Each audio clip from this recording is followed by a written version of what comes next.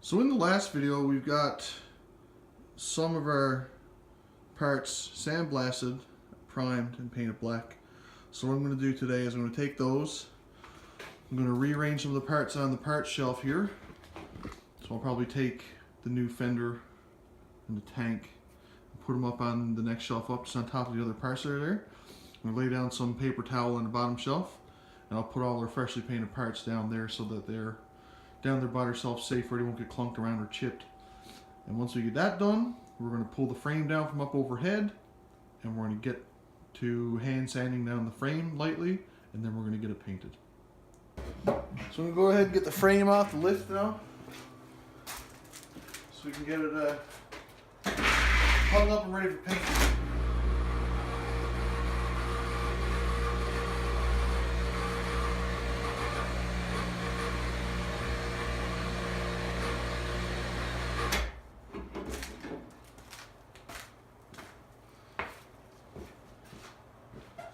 Oops, I'm going to take you guys out of this just to give you a quick look at the frame before we get it started. So, here's our XL125 frame. As you can see, it's been hit with etching primer. This was done about 3 or 4 years ago now. I just never got around to getting the project going because I wanted to get something else going. But so we got the frame, swing arm, and we also got this piece that goes between the swing arm and the brake. So these 3 pieces are what we're going to give a light hand sanding to today, and then we'll go ahead and get things painted up. So while we're waiting for the garage to warm up a bit more, so it's better for painting, I want it to be about 10 degrees before I start painting. I guess the next thing we're going to talk about is while the frame is drying, like between coats or whatever, what I want to do is I want to start taking the front forks apart, or the fork legs apart. I'm pretty sure there's little to no oil in one of those. Another thing too, the stanchions, you see they're a bit rusty, and I think it might just be surface rust. And I believe rubbing these down with a bit of tin foil and like vinegar and baking soda type stuff will help take a lot of that off. So once I get them apart, I'll try that and see if we can't get them to look a little bit like this. I know it's not going to be perfect, and this bike isn't going to be a super immaculate restore like I did with the ATC 70 that's sitting under blankets right now. But yeah. I just want to have it so it works well, and I can ride it back and forth to work this summer.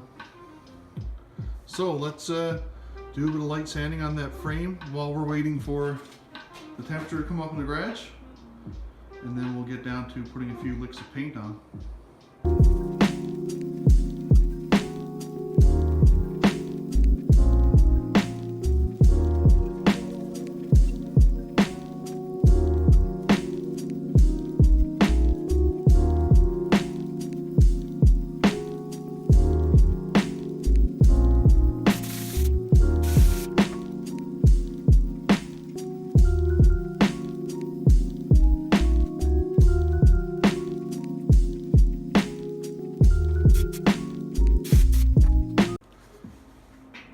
So I didn't stop recording there while I was sanding that, because that's kind of boring for you guys to watch. What I'm going to do now is I'm going to go ahead and hit this off with a few licks of light lick coats of paint.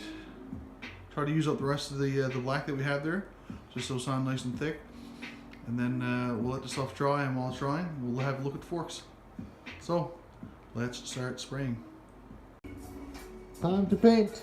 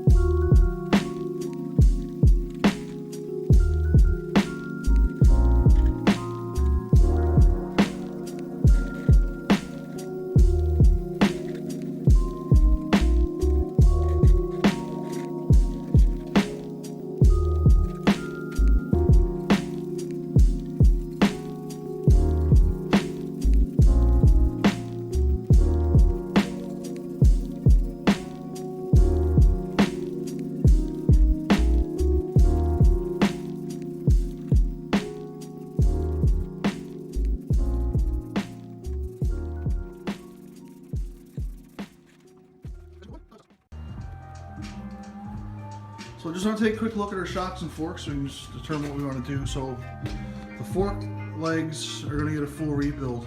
Now, I haven't ordered a rebuild kit for them yet, so I don't have any new seals and whatnot, and the oil and stuff like that. But I'm still going to dismantle them today so that way we got them apart and they're ready to go. So like I mentioned, there's a bit of oxidization and pitting on the legs, and there's also a bit of rust on the tubes, or the stanchions, I guess you're going to call them. Either those are the stanchions or those are the stanchions, either way. So I'm going to try to take that rust off the best I can and look up some home remedies. So you can use like tin foil and some kind of solvent or solution and try to rub it on. If it's only surface, it'll come off. If not, it'll it's a bit more of a pain in the nuts. You can see some of this rust I can pretty much scrape completely off with my fingernail, and it goes completely away. So we'll see what we can do with that. I'm not too concerned with that bit of rust. I mean, the bike will still be functional with that on her. It just ain't gonna look 100%. But like I mentioned, I'm not going for a 100% full factory restore like I did with the ATC 70. And then we've got our rear shocks, and they're pretty dirty, so I'm definitely going to take them apart. I don't think these are rebuildable. I'll have to look it up further, but then you can also see that bushing looks all right. This bushing is crushed and probably going to need to be replaced. The bushings up here look relatively not bad. I mean, that'll pass. The springs could use a coat of paint. You know, clean up the rust on the shocks themselves. Probably going to want to sand those down and hit them with some of the metallic silver paint similar to the stuff that's on the rims of the ATC 70. I think that'll look good. I may even do the bottom of the shock legs with that as well, so we'll have the bottom of the shocks, and the bottom of the fork legs painted with that, and that way it'll look really nice. So let's get to business with taking apart the fork legs. So one quick thing I want to try first is with these shocks. So like I said, this is back when the bushings crushed the fuck and these were fixed. But if you look at the action on this one, it's kind of relatively smooth. I think that's all right. This one seems to stick a bit when you actuate it, so you hear that little crunchy spot right there where it sticks. So I'm just going to shoot that with a bit of PB Blaster and see if that will loosen stuff up a bit. We'll see how it goes. I'll just let it get in there and work it down a bit. And we'll let it take its time and soak in. It should go down around.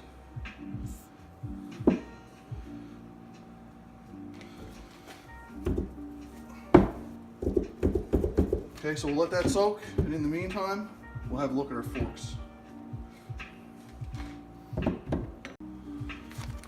So once again, just got a bag for our hardware, so we keep everything in one place, we won't lose anything. Although I have misplaced screws that were there, I'm sure I'll find them eventually, where you can just match these and go pick up a couple more.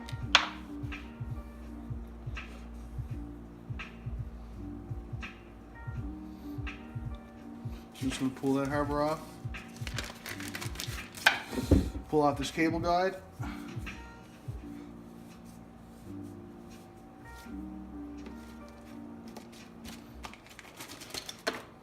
Now we can actually start pulling the forks apart and getting whatever's inside them drained off so we can clean them up. So here we have our front fork assembly in our current version of the Bible. So I'm going to go ahead and reference this.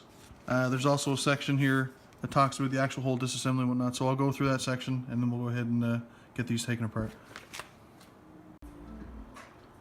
So I guess for anyone who's interested or who's watching this video just for the fork disassembly, reassembly stuff, what I'm going to do is I'm just going to go ahead and take a quick look at the book. So what I'll do is I'll just keep the book in frame for the disassembly part, and that way the instructions will be evident.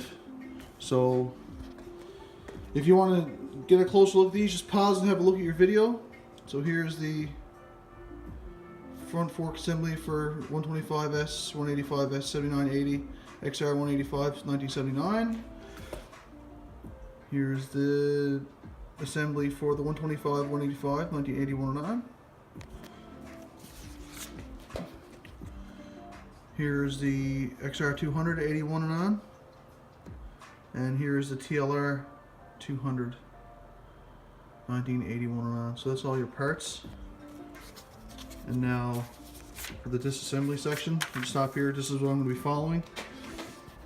Let's leave the page up for a second so you can see the instructions. You should be able to read that, I think. And then we'll flip over to,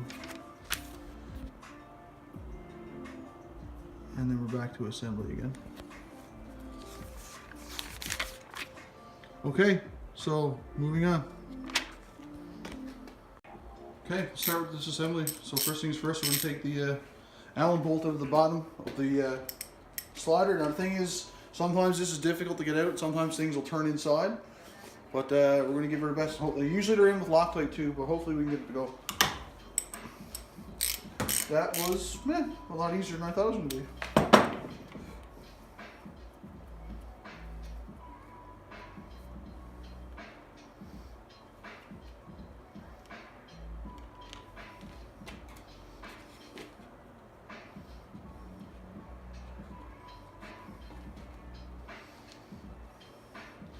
That does not look good, and it smells even worse.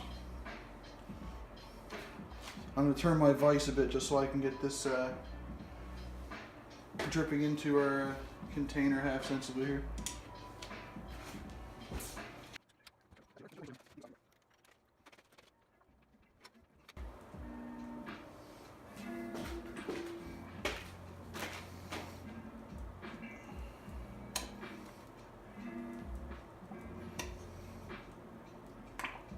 That stuff don't look so good.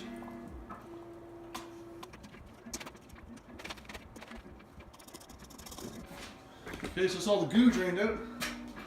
We'll leave it there. There's still a bit more coming out there. It's kind of cruddy. There's definitely water in it.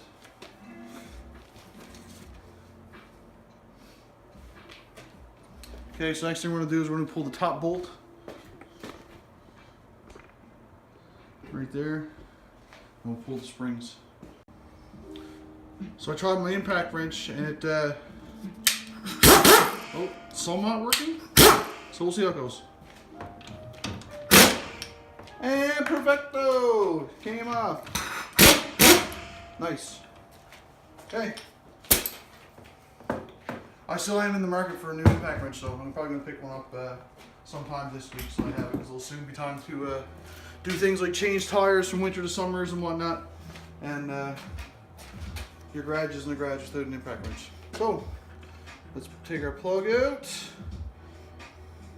The seals are still good on top of the plug. Stuff smells disgusting. It smells like an animal's cage at the zoo. Yep. And springs.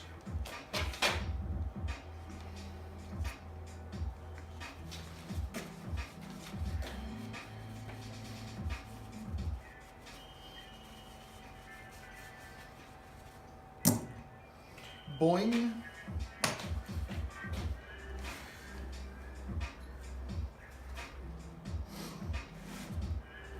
So apparently there's supposed to be a... No, never mind. There's a spring seat and then there's a long spring under that one next. So we'll pull out the seat and then we'll get our long spring. I should be able to use my little magnetic dealie here to pull that seat out, so we'll see if we can get it out with that. So there's our spring seat. Quick wipe off there. And then our long spring is next, so hopefully this will stick onto the end of the long spring and be able to pull it out. And here's our long spring, perfect.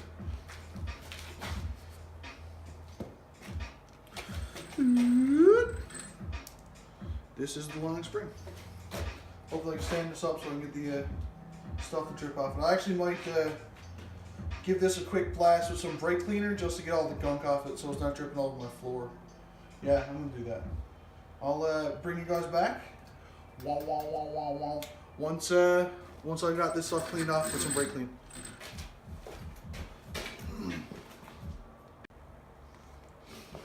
Okay, so I've got that mostly cleaned up with brake clean.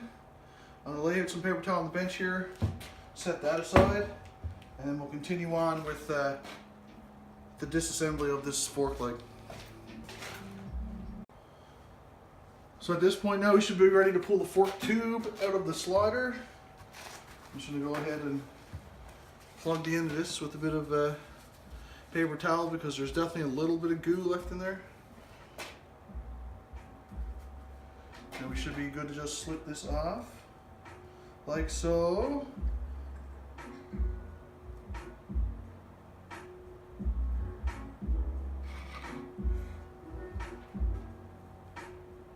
Yeah, you can see there's just water dripping in and out right now.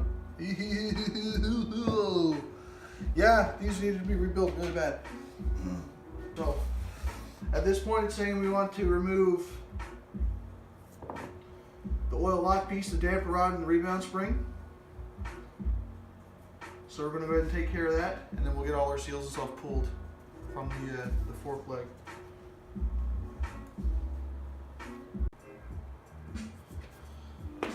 So I finished disassembling one side of our forks. I'm pretty sure what I'm going to do with this is I'm going to sandblast this, so I'll get the inside of it cleaned out because there's a lot of crud and junk inside. So I'll get that cleaned out, we'll sandblast this, we'll paint it, and then once I get new fork seals and the like, we'll go ahead and rebuild the forks. But for now, I'm going to go ahead and get a second coat of paint on the frame, and then while that's drying, we'll go ahead and take our other fork apart. So, coat of paint on the frame, round 2. So the frame's looking nice and glossy. I really like that look. So I'm going to go ahead and hit this with a second coat of paint now.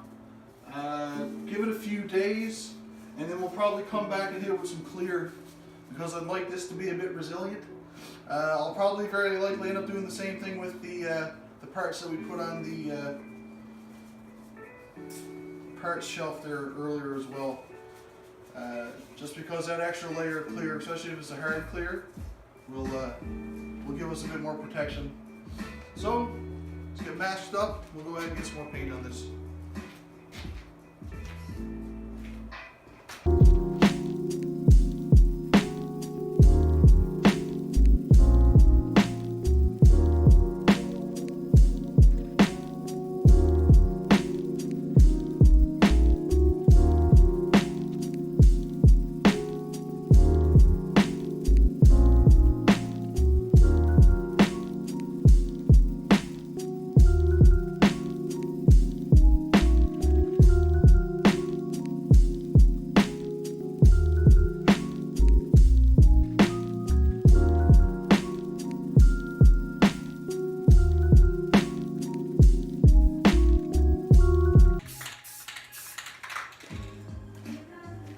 We'll worry about the other side of the brake booster piece, or whatever it is, once it dries up a bit more. So that's coat 2.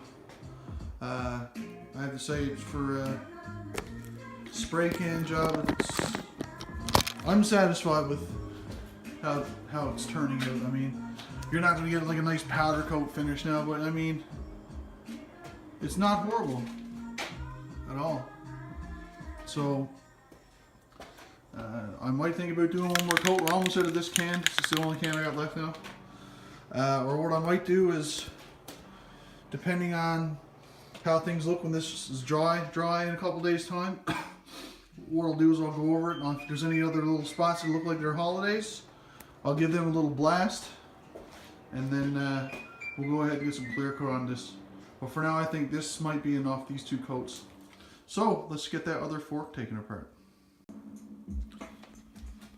Okay, so there's our fork parts all laid out and ready for cleanup and rebuild. So I'm going to go ahead and get those the fork seal kit ordered, and some check out, see what kind of oil we want, like I mentioned earlier. Also, our frame is now 2 coats in on a gloss black spray bomb paint job. I think it looks good enough for me. Most of it's going to be covered anyways, but you know, it's already do a good job. So what I'm going to do is I'm going to leave the heat on in the garage for another couple hours. Let the stuff cure up well decent anyways, and then I'll look at picking up some decent clear so we can clear the swing arm, the frame, and we'll get those forks done.